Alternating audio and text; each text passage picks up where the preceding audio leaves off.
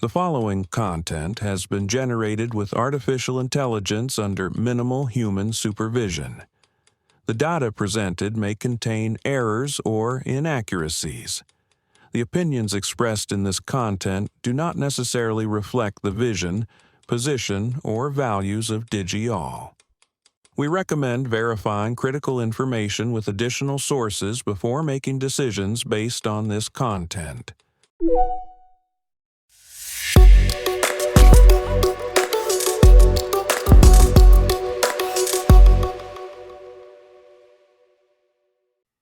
Welcome to DigiAll Tech News. Today is Saturday, June 13th, 2026. I'm Kylie Brooks, and this is where technology becomes clear and engaging. Anthropic has suspended access to Claude Fable 5 and Claude Mythos 5 after a US export control directive tied model access to national security rules. After SpaceX's massive IPO, more Americans may find their retirement money indirectly tied to high-risk AI ambitions they did not actively choose.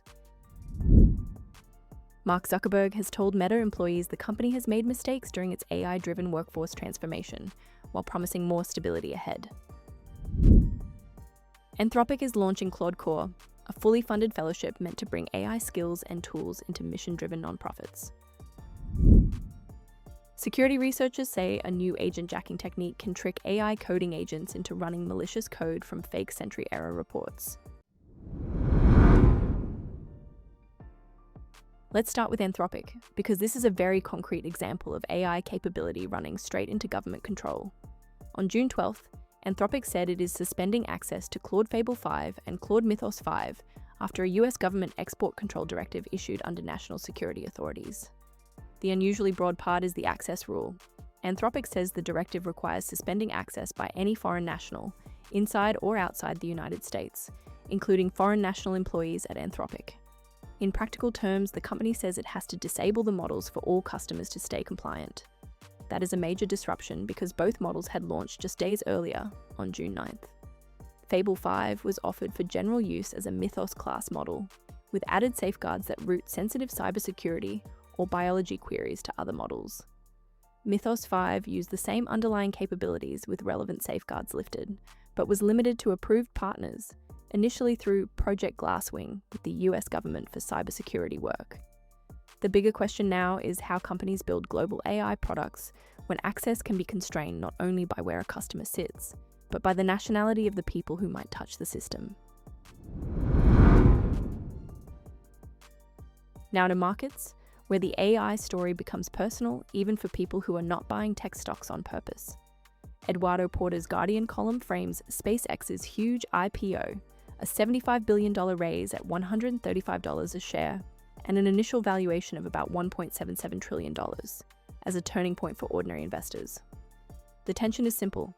8 in 10 Americans are described as concerned about AI, but retirement systems do not work by personal comfort level.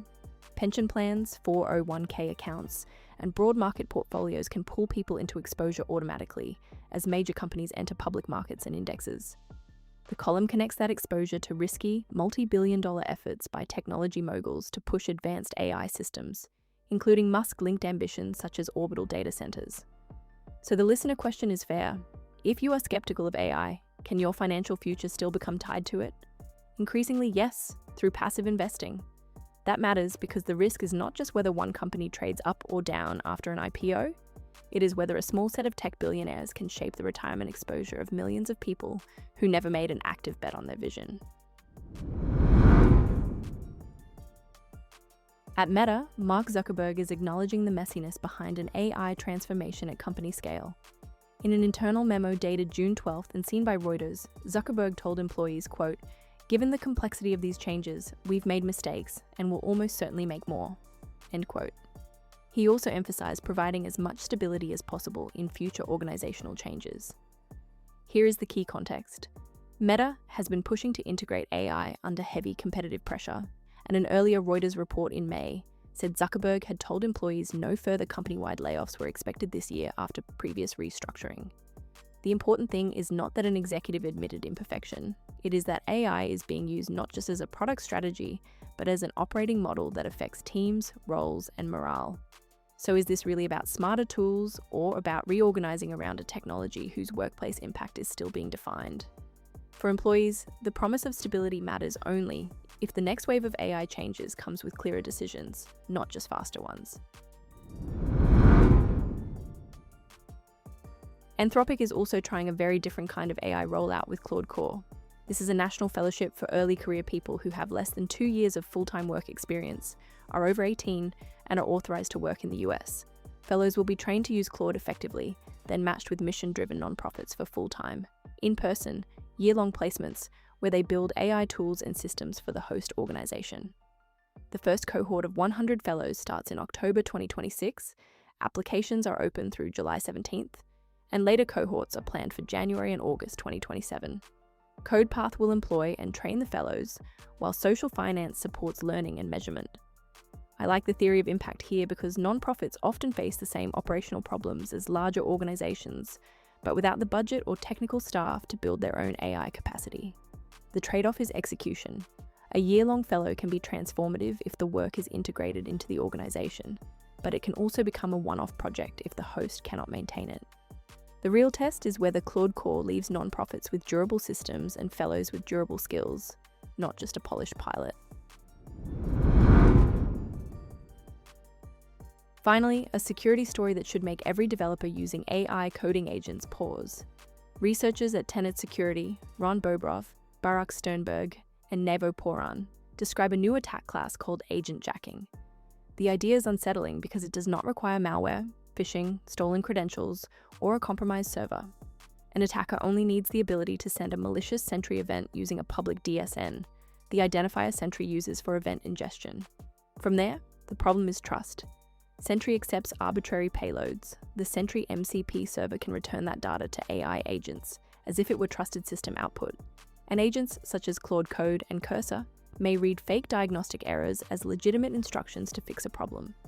In testing, the agents ran attacker-controlled code with developer privileges.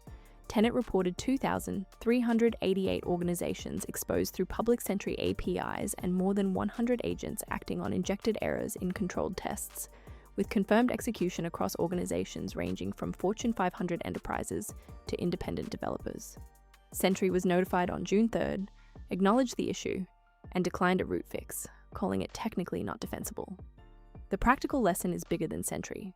When AI agents can take action, every tool output they consume becomes part of the security boundary. Productivity gains are real, but so is the cost of treating external data as trusted instructions. Today's through line is that AI is moving out of the demo layer and into real systems of power: export rules, retirement portfolios, workplace restructurings, non-profit operations, and developer security. The promise is still significant, but the control points are getting more visible. Thank you for staying informed with DigiAll Tech News. I'm Kylie Brooks. We'll be back with more updates as they develop.